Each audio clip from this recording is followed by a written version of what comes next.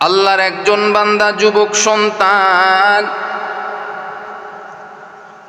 যেই যুবক সন্তান নামাজ পড়তে চায় না, যেই যুবক সন্তান পিতামাতার খেদমত করতে চায় না, এই যুবক সন্তান নামাজ পড়ে না, পিতামাতার খেদমত করে না। আল্লাহর একজন বান্দা যুবক সন্তান, যেই যুবক সন্তানটি নামাজ পড়তে চায় না, মা বাবার কথা শুনতে চায় না, মা বাবা যদি বলে বাবা নামাজ পড়তে যাও, যুবক সন্তান নামাজ পড়তে যায় না। বাবায় যদি বলে বাবা, সন্তানকে যদি বলে রে সন্তান চলো নামাজে যাব, সন্তান বাবার ওপর রাগ করে, বাবাকে গালিগালাজ করে। এই যুবক সন্তান বন্ধু বান্ধব নিয়ে সর্বদা আড্ডার মধ্যে লিপ্ত থাকে, নেশার মধ্যে লিপ্ত থাকে, জুয়ার মধ্যে লিপ্ত থাকে। নেশা আর জুয়ার মধ্যে সময়টা কাটায়, বিভিন্ন খেল তামাশার মধ্যে তার জীবনটা সে পার করে রে বাবা। ওরে নবীর উম্মতের দল, একদিনের ঘটনা। আল্লাহর এই বান্দা যুবক সন্তান কিছু বন্ধু বান্ধবদেরকে নিয়ে বাড়ির মধ্যে, তার ঘরের মধ্যে মদ পান করলো। মদ পান করিয়া জুয়া খেলার পর জুয়ার মধ্যে সময়টা কাটায় দিল।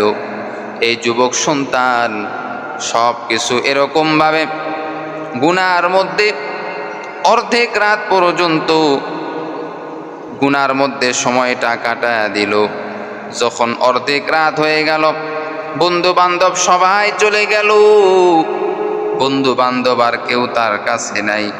এইবার এই যুবক সন্তান মধ্যরাত্রে, এইবার এই যুবক সন্তান কানের মধ্যে হেডফোন লাগাইছে।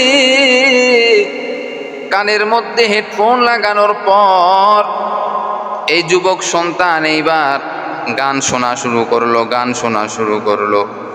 আল্লাহ তাআলা তো হেদায়েত দেওয়ার মালিক। আল্লাহ তাআলা কাকে কিভাবে হেদায়েত দিবে একমাত্র আমার মালিক আল্লাহ ভালো করে জানেন। গান শুনতেছে। এদিকে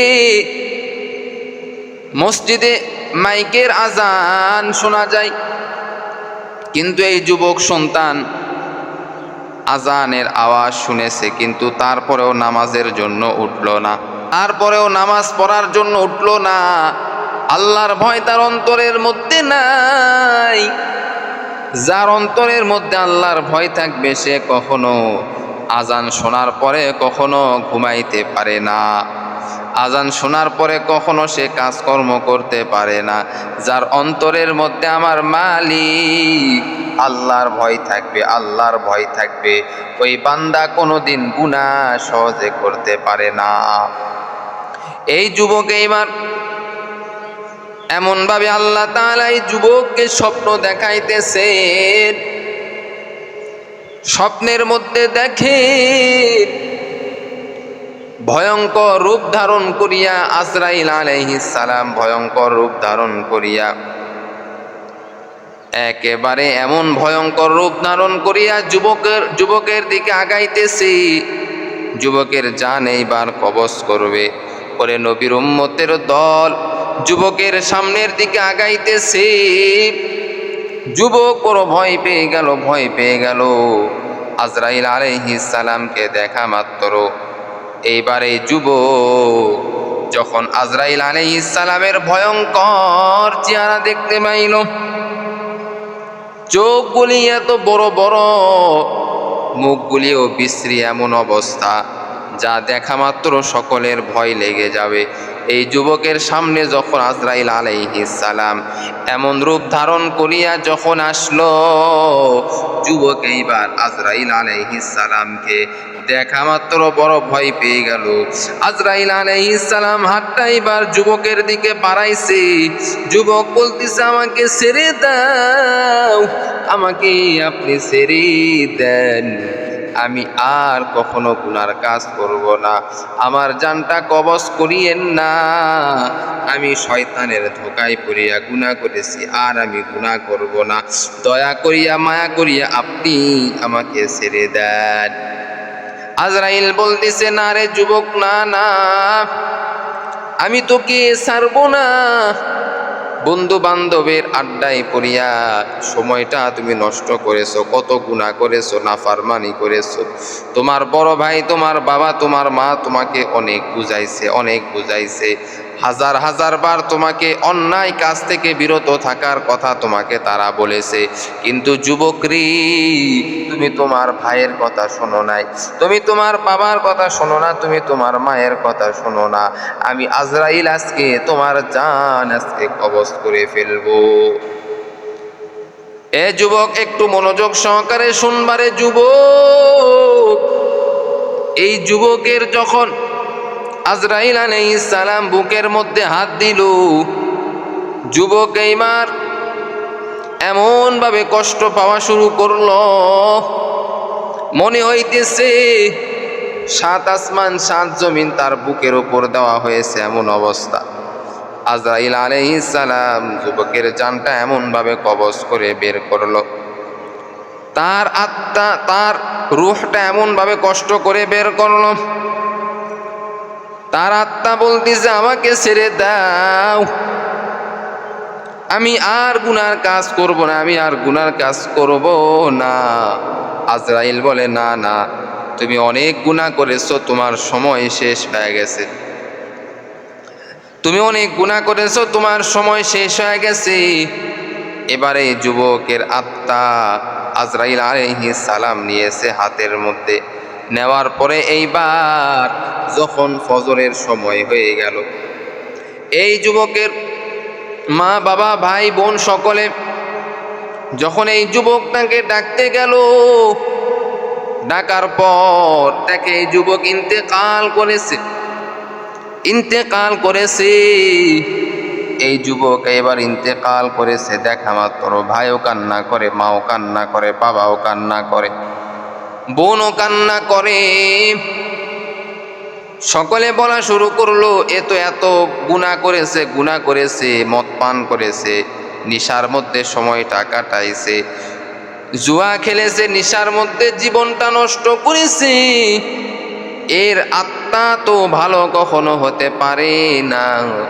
আজরাইল আলাইহিস সালাম এই আমার ভাইয়ের জানটা এমনভাবে কবজ করেছে, এরকমভাবে সকলে কান্নাকাটি করতেছে, যেহেতু তওবা করার সময় পাইল না, এজন্য কান্নাকাটি করে সব আত্মীয় স্বজন।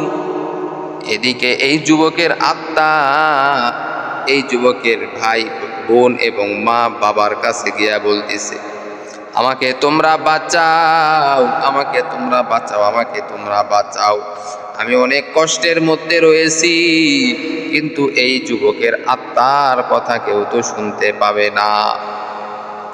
এদিকে এই যুবকটাকে ঠান্ডা পানি দিয়া গোসল করে দিতেছেন, এদিকে আজরাইল আলাইহিস সালাম এই যুবকের আত্মাটাকে গরম পানি দিয়া গোসল করায় দিতেছেন।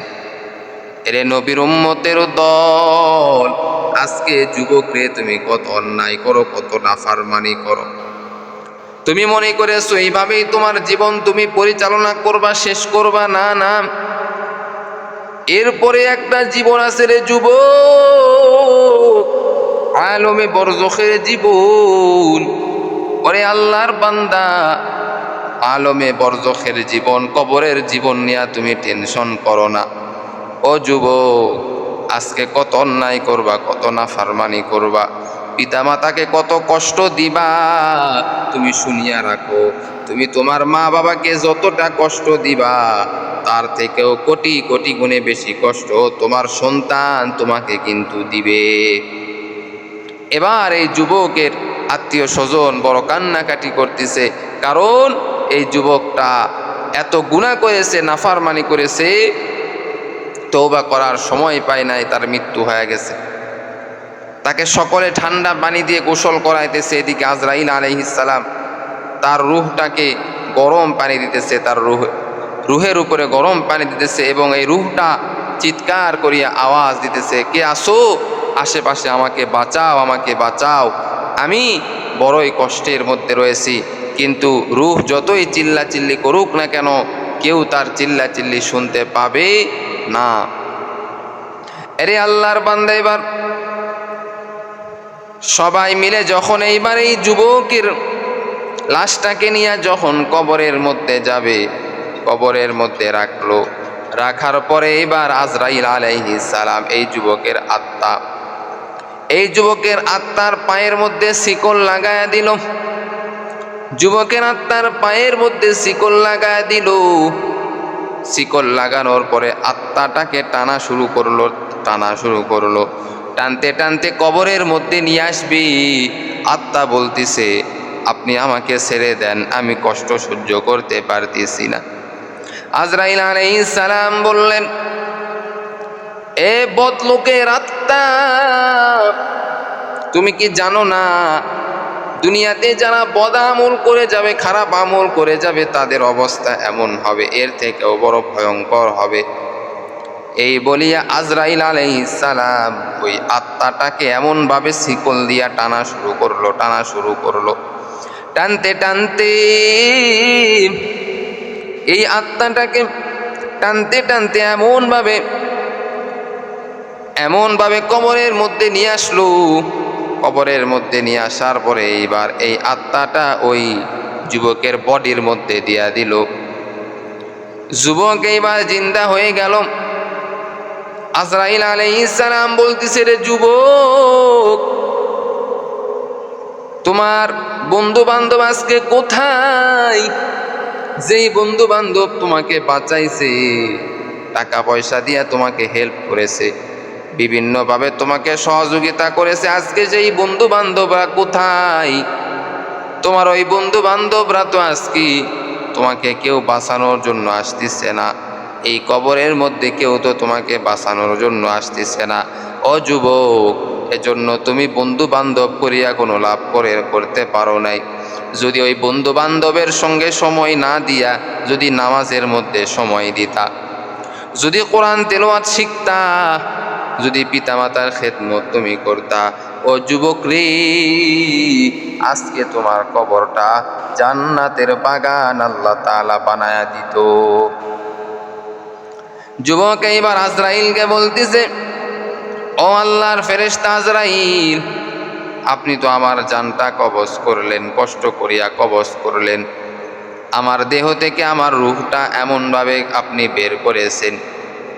আপনার ভয়ঙ্কর রূপ দেখিয়া আমি বড় ভয় পেয়ে গেছি। আপনার চোখগুলি এত বড়, হাতগুলি এত বড়, আমি দেখিয়া ভয় পেয়ে গেছি। এবার আজরাইল আলাইহিস সালাম বলতেছে, রে যুবক, কবরের মধ্যে তোমার এখন শাস্তি হতেই থাকবে। কারণ তুমি দুনিয়াতে নামাজ পড়ো নাই, দুনিয়াতে তুমি শুধু সময়টা নষ্ট করেছো, গুনার কাজে সময়টা ব্যয় করেছো। অতএব তোমার কষ্ট আর শেষ হবে না কিয়ামত পর্যন্ত। এই বলি আজরাইল আলাইহিস সালাম ওই যুবকের কবরের মধ্যে আগুন লাগায়া দিল। জাহান্নামের আগুন লাগায়া দিল। এরে নবীর আশিক উম্মতের দল, জাহান্নামের আগুন তো যেমন তেমন কোনো আগুন নয়। এই জাহান্নামের আগুন যুবকের কবরের মধ্যে দেওয়া হলো। যুবকের কবরের মধ্যে দেওয়ার পরে আজরাইল আলাইহিস সালাম কবর থেকে বের হয়ে চলে আসলো। যুবক এইবার বলতেছে, কে আশেপাশে আসো, বাঁচাও, আমার কবরের মধ্যে জাহান্নামের আগুন দেওয়া হয়েছে, আমি কবরের মধ্যে ভালো নাই। আর আমি দুনিয়াতে যাওয়ার পর আর গুনাহ করব না, নামাজ বাদ দিব না, আর বন্ধু বান্ধব নিয়ে আড্ডা দিব না। কে আসো আশেপাশে, বাঁচাও। কেউ তো তাকে বাঁচানোর জন্য আসে না। যুবক এই স্বপ্ন দেখার পর যুবকের ঘুম ভেঙে গেল। এই সবগুলি যুবক স্বপ্নের মাধ্যমে দেখল। দেখলো, আল্লাহ তাআলা স্বপ্নের মাধ্যমে তার অন্তরের মধ্যে হেদায়েত ঢুকায়া দিল। এইবার এই যুবকটা ঘুম থেকে ওঠার পর এমনভাবে নামাজ আদায় করা শুরু করলো, এমনভাবে নবীর সুন্নতের পোশাক পরে নিল। সুন্নতের পোশাক পরে নেওয়ার পর যুবক এইবার নামাজ আদায় করা শুরু করলো। নামাজ আদায় করতে করতে এক পর্যায়ে এমন অবস্থা হয়ে গেল, এই যুবকটা আল্লাহর খালেস ওলি হয়ে গেল। আউলিয়ারা কারে অকবা ইখতিয়ার, জাহেলারা কারে দুনিয়া ইখতিয়ার। মাইলে মুমিন সুয়ে মুমিন মিশাওত, মাইলে কাফের সুয়ে কাফের মিশাওত। এক জামানা সোহবতে বা আউলিয়া, বেতারাজু সদু সালে তো আতম বেরিয়া। এরে নবীর আশিক উম্মতের দল, এইবার যুবক স্বপ্ন দেখার পর, ভয়ঙ্কর স্বপ্ন দেখার পর যুবকটা এমনভাবে হেদায়েত হয়ে গেল, এই যুবক ওই এলাকার মধ্যে সব থেকে ভালো ব্যক্তি হিসাবে তৈরি হয়ে গেল। অর্থাৎ এই যুবকটা নিজে তো নামাজ পড়ে পড়ে সঙ্গে আরও 10 জনকে নামাজের মধ্যে নিয়ে যায়। এজন্য বাবা সহবত, ভালো সহবত দরকার, ভালো বন্ধু বান্ধব দরকার। যার সঙ্গে আমি বন্ধুত্ব করব সে যেন নামাজি হয়, যার সঙ্গে আমি বন্ধুত্ব করব সে যেন পর্দানিশী হয়। আর আমি যদি বন্ধুত্ব করি যে কোনো দিন নামাজ পড়ে না, যে কোনো দিন পর্দা করে না, যে কোনো দিন হালাল কামাই করে খায় না, শুধু হারামের মধ্যে থাকে, বান্দা যার সঙ্গে যার মহব্বত হবে, কিয়ামতের দিন তার সঙ্গে তার হাসর নাসর হয়ে যাবে। আজকে বান্দা কত যুবক ভাই রয়েছে নিশার মধ্যে সময়টা ব্যয় করে, মা বাবার হালাল টাকা নিয়ে আসা নিশা খাইতেছে, কেউ আবার জুয়ার মধ্যে সময়টা নষ্ট করতেছে। আমি অনুরোধ করে বলবো, যুবক রে, এইভাবে সময়টা তুমি কয়দিন আর কাটাইবা, কয়দিনই বার কাটাইবা? তোমার তো একদিন মৃত্যু চলে আসবে। ও যুবক, তোমার মৃত্যু চলে আসবে, একদিন তো তোমাকে আমাকে মরতেই হবে, মরতেই হবে, এর মধ্যে কোনো সন্দেহ নাই। এই মৃত্যু থেকে কেউ তুমি আমি বাঁচতে পারবো না। কেউ বা আগে মারা যাবে, কেউ বা পরে মারা যাবে। মৃত্যুর যন্ত্রণা এত কষ্ট, মায়ার নবী রহমাতুল লিল আলামিনের যেই গুনাহ নাই, ওই নবীর যখন জান কবজ করা হয়, আজরাইল শুধু বুকের উপর হাত দিয়েছে, মায়ার নবী রহমাতুল লিল আলামিন এইবার বলতেছে, আজরাইল রে, আমি নবী এত কষ্ট পাইলাম, এত কষ্ট পাইলাম, মনে হয় উহুদ পাহাড় আমার বুকের মধ্যে রয়েছে, আমার বুকের উপরে উঠে আছে। ও আজরাইল রে, আমি নবী তো বড় কষ্ট পাইতেছি। ও যুবক, নবীর মৃত্যুর সময় নবী যদি কষ্ট অনুভব করে, আর তুমি আমি জীবনে কত গুনাহ করলাম, না ফারমানি করলাম, চোখের গুনাহ করলাম, হাতের গুনাহ করলাম, জিহ্বার গুনাহ করলাম, এত গুনাহ করার পর তোমার আমার মৃত্যু কত কঠিন হতে পারে, একটু চিন্তা করো। ও বাবা, একটু চিন্তা করো। আল্লাহ তোমাকে জ্ঞান দান করেছে, বিবেক দান করেছে, মানুষ হিসাবে তোমাকে আল্লাহ জ্ঞান দান করেছে, বিবেক দিয়েছে।